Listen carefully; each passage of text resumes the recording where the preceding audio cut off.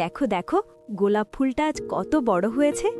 হ্যাঁ রে বাবা, প্রতিদিন একটু করে জল দিয়েছি, রোদ পোহাতে দিয়েছি, তাই আজ এত সুন্দর হয়েছে। ঠাকুরদা, আমিও কি একটা নতুন ফুল গাছ লাগাবো, আমার নিজের গাছ? বেশ কথা। এই নে, এই প্যাকেটে কসমস ফুলের বীজ আছে। এগুলো খুব সুন্দর ফুল দেয়। আর দেখিস, বীজগুলো মাটিতে পুঁতে দেওয়ার পর যেন খুব বেশি জল না দিস।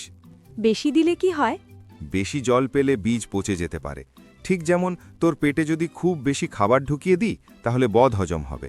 ঠিক আছে দাদু, আমি বুঝে জল দেব। কিন্তু এটা কতদিনে ফুল দেবে? সেটা নির্ভর করে মাটির উর্বরতার ওপর, রোদ বৃষ্টির ওপর। সাধারণত 1-1.5 মাস সময় লাগে। এতদিন? এতদিন আমি অপেক্ষা করব কি করে? করতেই হবে টুনি। প্রতিদিন একটু করে জল দিতে দিতে দেখবে কখন সপ্তাহ পেরিয়ে গেছে, তারপর দেখবে কুড়ি এসেছে। আর তখন তুই যে আনন্দ পাবি, সেটা কোনো দোকান থেকে কেনা ফুলে পাওয়া যায় না। আচ্ছা ঠাকুরদা, আমি পারবো, কিন্তু তুমি কিন্তু আমাকে সাহায্য করবে। নিশ্চয়ই করব বাবা। চল, এখন হাত ধুয়ে নাস্তা করে নেওয়া যাক। মুক্তাদি, এই যে তাড়াতাড়ি আয়। কি হয়েছে তোর? এত সকালে এত চেঁচামেচি কেন? আমার গাছটা দেখ, এখনো অঙ্কুর আসেনি। আমি তো গতকাল পুঁতেছিলাম। ও গো, তাই নিয়ে এত আতঙ্ক?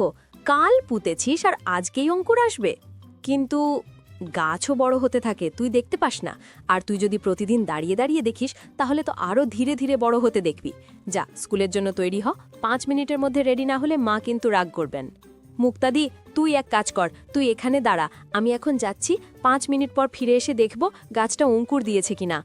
আহারে পাগলা, 5 মিনিটে কি হয় বলতো? যা যা যা দ্রুত। আর হ্যাঁ, গাছটাকে নিয়ে খুব বেশি চিন্তা করিস না, ও বড় হবে।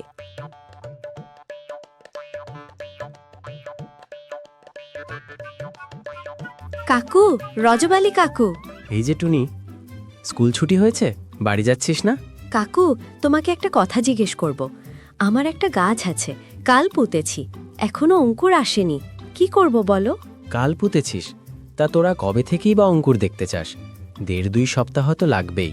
2 সপ্তাহ? এতদিন আমি কি করব? কি করবি মানে? তুই তো ছোট মানুষ, তোর তো অনেক কাজ। দৌড়াদৌড়ি করা, খেলা করা, পড়াশোনা করা, সব কাজ করতে করতে দেখবি কখন সময় চলে গেছে, আর অঙ্কুর আসবে। কিন্তু যদি তুই সারাক্ষণ শুধু গাছটার দিকে তাকিয়ে থাকিস, তাহলে তো আর কিছুই করতে পারবি না। কিন্তু আমি তো খুব তাড়াতাড়ি ফুল দেখতে চাই কাকু। ফুল দেখতে চাস? তাহলে একটা জিনিস জানিয়ে দিই, যে গাছ তাড়াতাড়ি ফুল দেয় সেটা তাড়াতাড়ি শেষও হয়ে যায়। ধীরে ধীরে ফোটা ফুল দীর্ঘস্থায়ী হয়, মনে রাখবি? ধীরে ধীরে ফোটা ফুল দীর্ঘস্থায়ী হয়? ঠিক আছে কাকু, মনে থাকবে। কিন্তু একটা কথা বলো, কেউ কি এমন কোনো ওষুধ বানিয়েছে যা দিলে গাছ তাড়াতাড়ি বড় হয়? ওষুধ? হ্যাঁ, বাজারে অনেক রাসায়নিক সারের নাম শুনি, কিন্তু সেগুলো ব্যবহার করলে গাছের ক্ষতি হয়। গাছের স্বাভাবিক বেড়ে ওঠার প্রক্রিয়াটা নষ্ট হয়ে যায়। তুই সেসবের ধারে কাছেও যাবি না কিন্তু। না কাকু, যাব না। আমি শুধু জানতে চাইলাম। আচ্ছা, এখন বাড়ি যা, আর গাছটাকে খুব আদর করে জল দিস, ঠিক আছে? ঠিক আছে কাকু, চললাম। মুক্তাদি, দেখ, আমার গাছের অঙ্কুর এসেছে, কিন্তু এত ছোট আর এত ধীরে ধীরে বাড়ছে। কবে যে ফুল ফুটবে? কত সুন্দর ছোট্ট গাছ, দেখ, 2টো পাতা বেরিয়েছে। এখন যদি ঠিকমতো জল দিস, রোদ পোহাতে দিস, তাহলে খুব শিগগিরই বড় হবে। শিগগিরই মানে কতদিন? মুক্তাদি, আমি প্রতিদিন স্কুল থেকে ফিরেই দেখি, কিন্তু মনে হয় না বাড়ছে। টুনি, তুই একটা কাজ কর, গাছে জল দেওয়ার পর আর দাঁড়িয়ে থাকিস না, দৌড়ে বন্ধুদের সাথে খেলতে চলে যা। দেখবি একদিন হঠাৎ খেয়াল করবি যে গাছটা অনেক বড় হয়ে গেছে। কিন্তু আমি তো চাই প্রতিদিন একটু বেশি করে বাড়ুক। প্রতিদিনই বাড়ে, কিন্তু চোখে পড়ে না। ঠিক যেমন তুই নিজেকে আয়নায় দেখিস, প্রতিদিন একটু বদলাস, কিন্তু খেয়াল করিস না। কয়েক মাস পরে ছবির সাথে তুলনা করলে বোঝা যায় কতটা বড় হয়েছিস।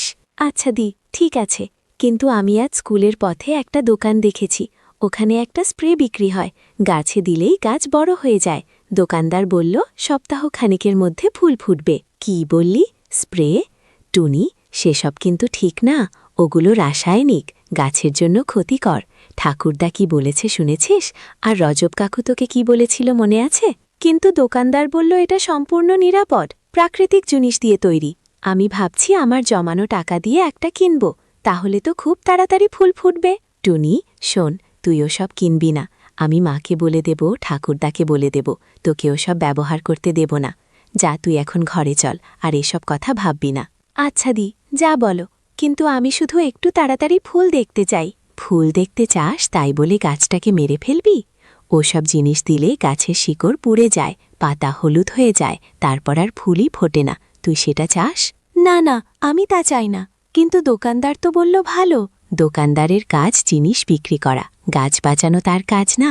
তুই ঠাকুরদার কথা শোন আর রাজব কাকুর কথা শোন, তারা অনেক কিছু জানে।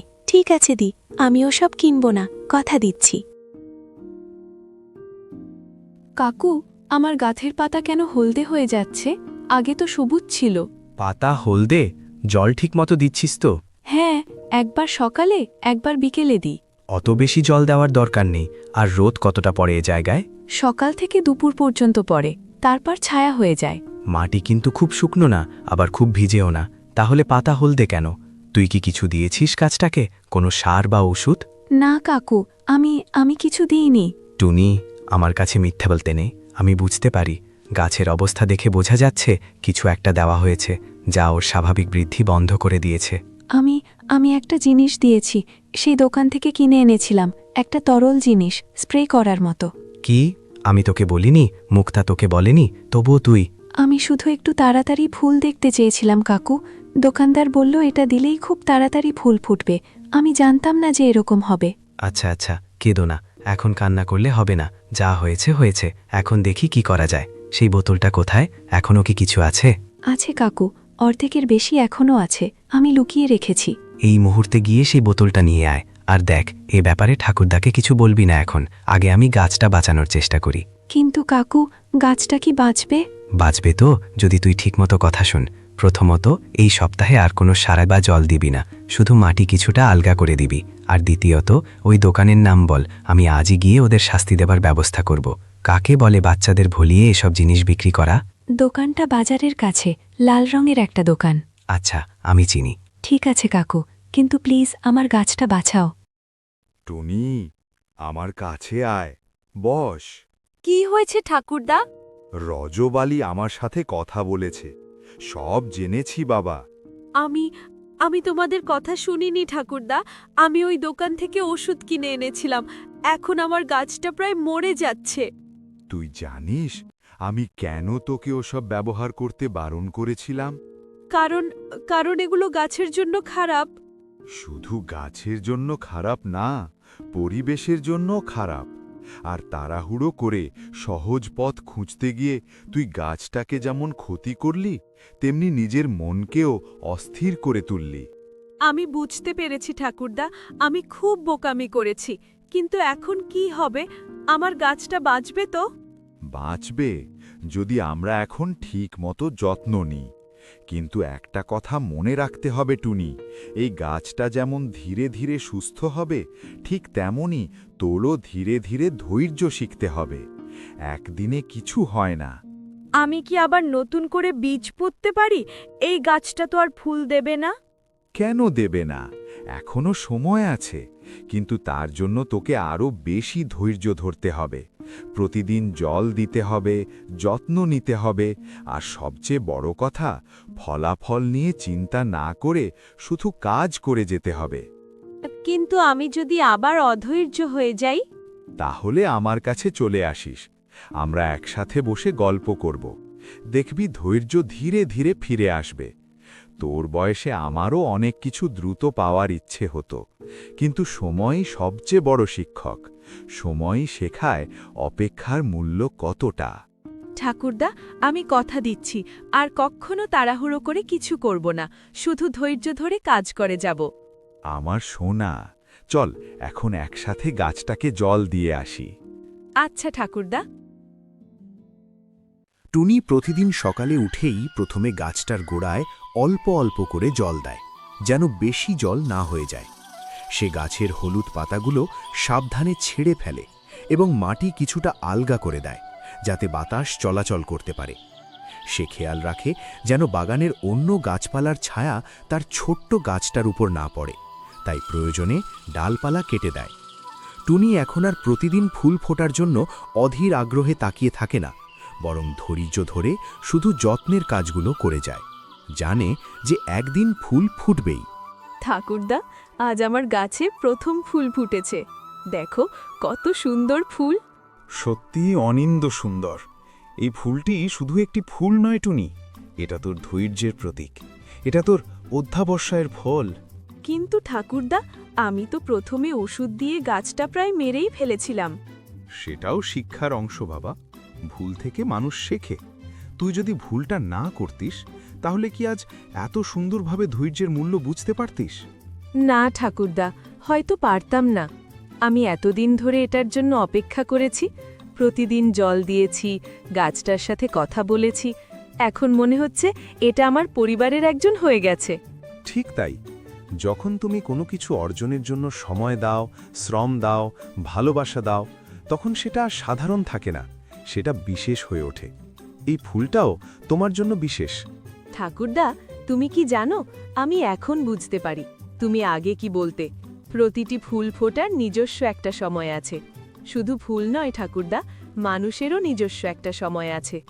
ঠিক, প্রকৃতিকে ঠকানো যায় না। তুই যতই তাড়াতাড়ি ফল পেতে চাস না কেন, প্রকৃতি তার নিজের নিয়মে চলে।